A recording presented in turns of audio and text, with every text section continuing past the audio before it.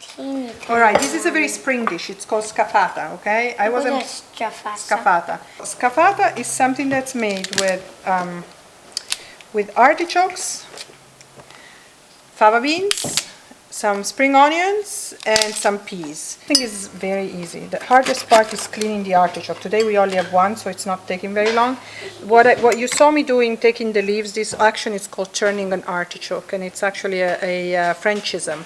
You just kind of keep going in a round motion, hence turning the artichoke. For this particular dish, I'm going to cut up the artichoke, and I'm going to check if it has a choke, which it does. Depending on how big the artichoke is, you cut it up. You know, you could cut it up in quarters, in eighths.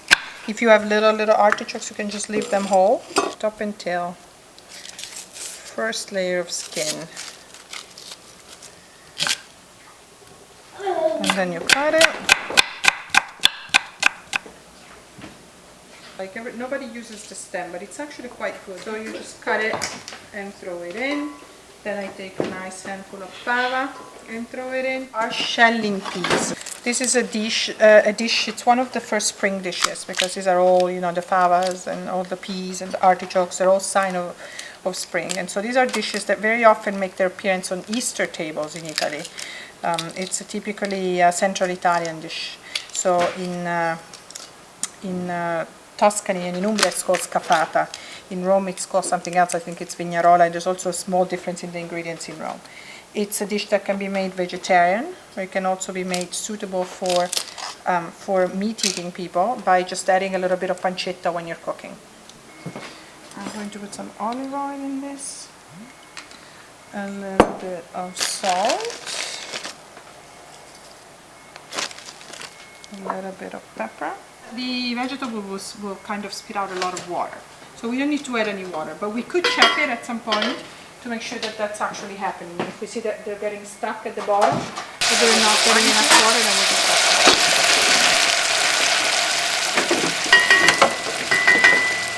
Let it do its thing. It really doesn't need anything from us. This makes me very happy because the real scafata takes baby chard at the end of it all.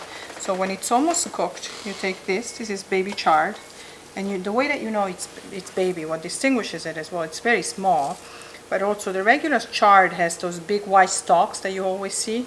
This is just a leaf. That's what a baby chard looks like. The stalks haven't gone anywhere yet. They're nice and tender. If you cannot find baby chard, then just don't put it in, because a regular chard will just not work. You put it here. In about maybe 10-15 minutes, we'll put it in. Our scafata is ready.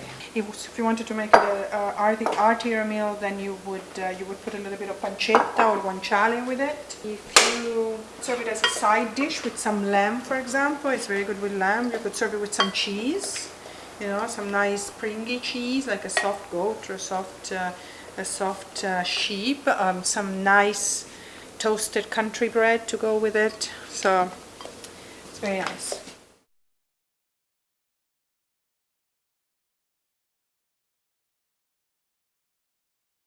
We need to do something with the powder. Don't know what, but we'll think of something. But what I would like you to do in the meantime, I would like you to peel this. Take this out, and then you go like this. You open this, and then you go, bravo, così. Okay? Very typical way of pairing fava beans is with sheep cheese. This is it's from Piedmont.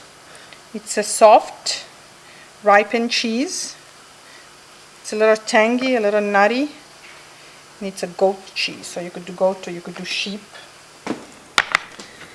And then I would put my fava in here. I could leave them in the shell, or I could take them out of the shell if I wanted to be nice to my guests.